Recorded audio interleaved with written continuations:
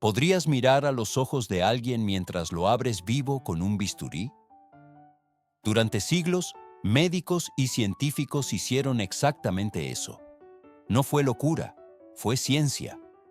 Hoy, en Historia Podrida, descubrirás cómo la búsqueda del conocimiento llevó a la humanidad a operar cuerpos que aún respiraban. Quédate hasta el final, porque esta historia no termina donde crees. Pero antes de empezar, necesitas entender algo. Esto no es una historia sobre medicina. Es una historia sobre el límite entre curiosidad y crueldad, sobre cuando el deseo de entender el cuerpo humano apagó toda empatía. Estamos en Alejandría, siglo III a.C. Dos nombres resuenan en las sombras: Herófilo y Erasístrato. Ellos no solo diseccionaron cadáveres, usaron criminales vivos. El historiador romano Celsus escribió que los abrían mientras aún respiraban para observar el movimiento del corazón y los pulmones en tiempo real.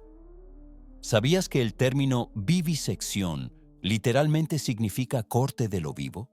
Y durante más de 1000 años fue considerado un método legítimo de estudio.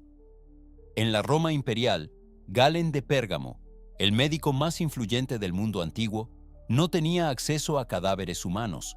La ley lo prohibía, así que usó animales vivos: monos, cerdos, cabras.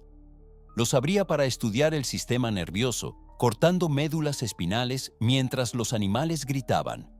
Sus observaciones formaron la base de la medicina europea durante 1500 años. Cada dolor, cada chillido, se convirtió en conocimiento anatómico. Pero el verdadero horror llegó siglos después, cuando la ciencia se volvió fría y los cuerpos, humanos, comenzaron a reemplazar a los animales. En el siglo XVI, Europa despertó del oscurantismo. Andreas Vesalio, el padre de la anatomía moderna, diseccionaba cadáveres frente a multitudes en teatros de anatomía. El público aplaudía mientras se abría el cuerpo de criminales recién ejecutados. Los gritos ya no estaban, pero la mirada muerta aún los contenía. A veces, los cadáveres no estaban tan muertos. Crónicas venecianas relatan que algunos prisioneros eran preparados antes de morir para facilitar su estudio. En esos casos, la línea entre ejecución y vivisección era difusa. El olor a formol aún no existía. Solo el hedor de la sangre caliente, mezclado con humo de antorcha y cera. Ese era el precio de la ciencia. Como dato curioso, en universidades como Padua y Bolonia, los estudiantes pagaban extra por ver el momento exacto en que un cuerpo exhalaba su último aliento. Esa era su anatomía viva. Avancemos al siglo XX. La ciencia ya no se esconde en sótanos oscuros. Ahora tiene uniforme, bandera y presupuesto estatal. Durante la Segunda Guerra Mundial, el Imperio japonés creó uno de los proyectos médicos más crueles de la historia: el Escuadrón 731. Dirigido por el Dr. Shiro Ishii, su objetivo era entender los límites del cuerpo humano. Allí, entre 1936 y 1945, se realizaron más de 10.000 vivisecciones humanas, sin anestesia, con plena conciencia. Prisioneros chinos, coreanos y rusos eran atados a mesas metálicas. Los médicos abrían sus torsos mientras los observaban respirar. Querían saber cómo reacciona el cuerpo al frío extremo, a los gases, a la infección. Querían respuestas que los libros no podían dar. Un testigo, el soldado japonés Ken Yuasa, declaró años después: "Cuando cortamos, ellos gritaban, pero el comandante dijo que los gritos eran solo ruido. Lo importante era el resultado". Las paredes de Pingfang estaban llenas de manchas que jamás pudieron limpiarse. Las llamaban huellas del conocimiento. Para el colmo, después de la guerra, muchos de estos médicos recibieron inmunidad a cambio de sus datos experimentales. Estados Unidos los protegió en secreto por su valor científico. El horror se convirtió en archivo.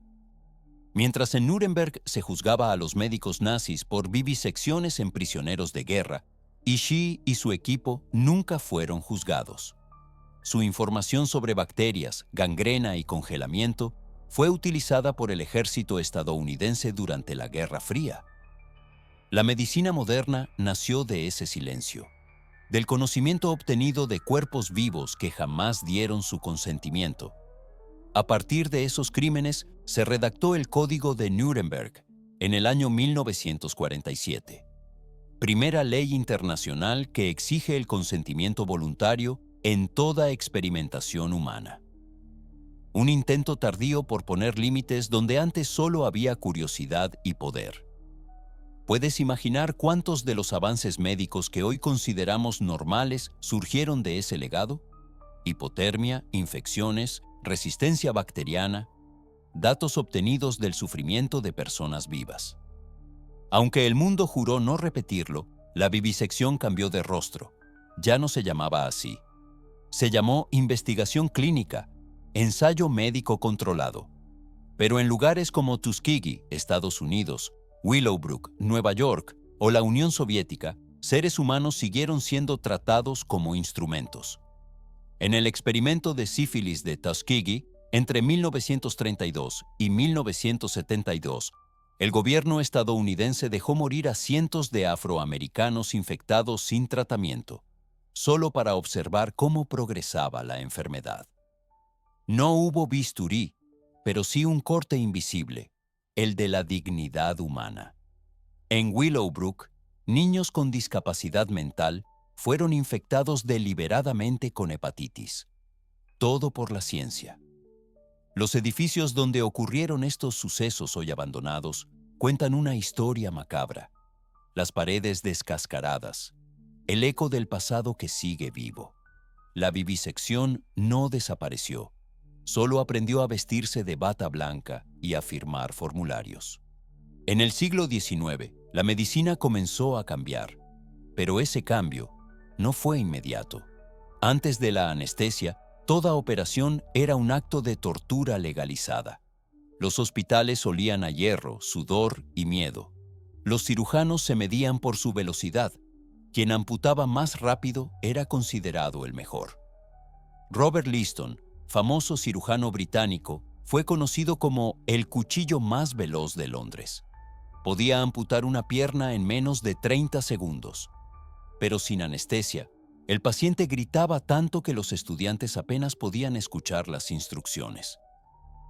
En el teatro anatómico del University College Hospital, los jóvenes observaban con morbo. El público aplaudía cuando el corte terminaba. Era un espectáculo del dolor.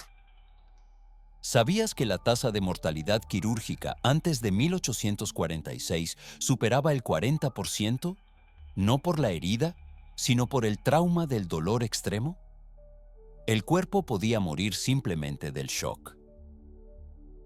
En 1846, William Morton, dentista estadounidense, introdujo el uso del éter como anestésico en una demostración pública. Por primera vez, el bisturí entró en silencio. El público lloró. Los médicos no podían creer que un cuerpo pudiera ser cortado sin gritar. Pero no todos celebraron.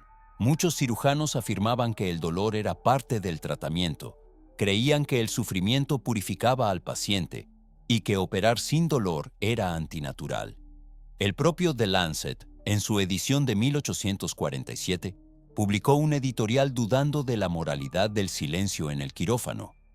Así, incluso el nacimiento de la anestesia tuvo que vencer siglos de costumbre cruel. Con la llegada del siglo XX, la vivisección regresó, pero bajo otro nombre: experimentación fisiológica. Médicos como Claude Bernard en Francia y Ivan Pavlov en Rusia realizaron miles de cirugías en animales vivos para comprender los reflejos, la digestión y el sistema nervioso.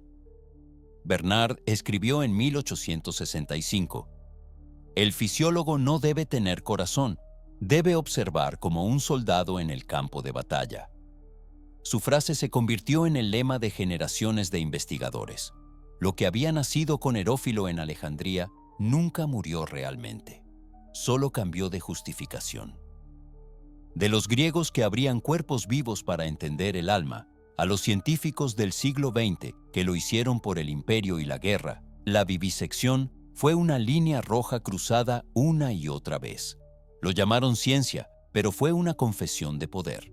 De Herófilo a Shiro Ishii, el cuerpo humano fue visto como un mapa, y la humanidad como un obstáculo. De la anatomía al crimen, de la curiosidad a la tortura.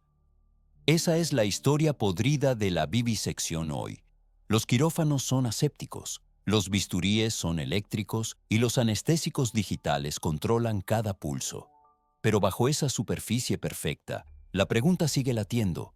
¿Cuánto dolor fue necesario para llegar aquí? Cada avance, cada descubrimiento, fue pagado por alguien que sintió cada corte. El progreso tiene cicatrices, solo que no todas se ven.